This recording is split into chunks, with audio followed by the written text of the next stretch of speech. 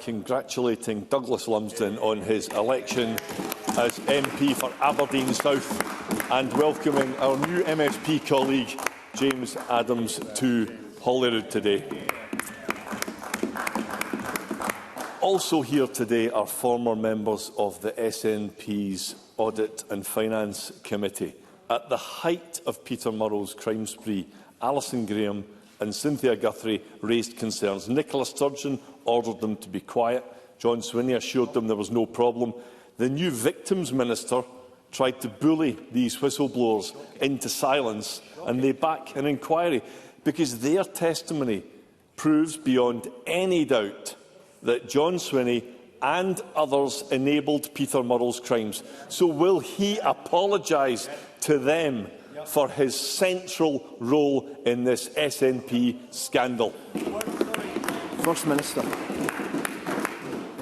Presiding Officer, first of all, can I congratulate Douglas Lumsden on his election to the House of Commons. It will be a very exciting moment for Mr Lumsden, and I wish him well in the arduous responsibilities, particularly in the tabling of written parliamentary questions.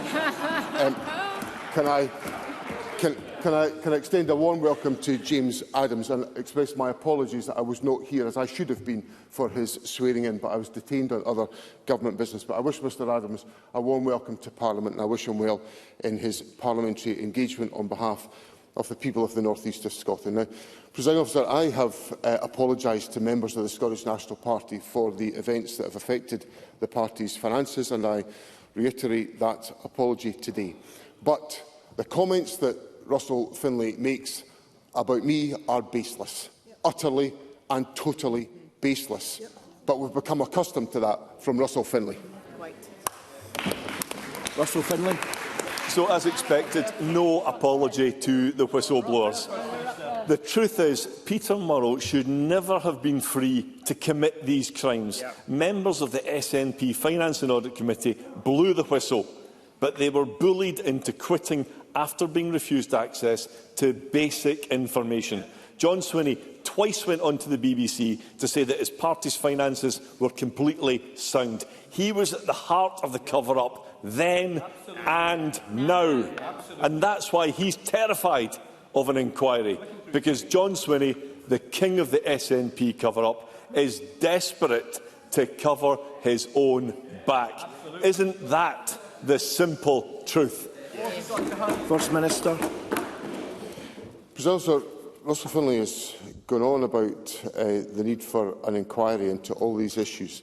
This must be the first time in living memory that Russell Findlay, who has championed the interests of victims, wants an inquiry into the victim of this particular case.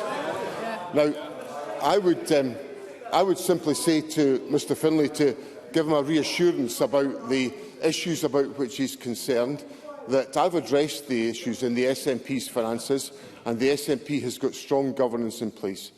But I think Russell Findlay should pay slightly more attention to some of the things that have been said about him.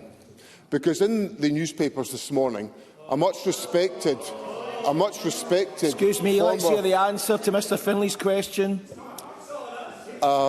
Much respected former Conservative MSP Edward Mountain described Russell Findlay as a disaster. His leadership has been catastrophic. As we have just seen, he called out Russell Findlay's... Can we allow the First Minister to answer, please? Quieten down. He called out Russell Findlay's robotic delivery and lack of empathy. He thought that Mr Findlay would consign the party to the wilderness. Well, on the basis of the Scottish parliamentary elections, Mr Findlay is well on the road to the wilderness of Scotland.